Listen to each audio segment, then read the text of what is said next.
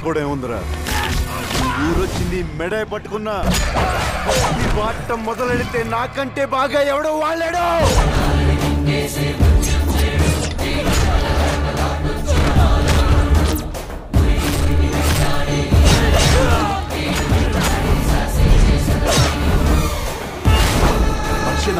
చిరు తప్పులంట.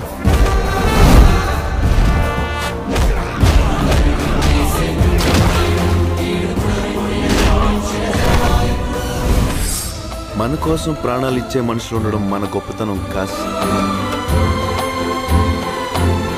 ప్రాణాలు ఇచ్చేవాళ్ళు వీలైతే ప్రేమిద్దాం. అయితే తిరిగి ప్రేమిస్తా.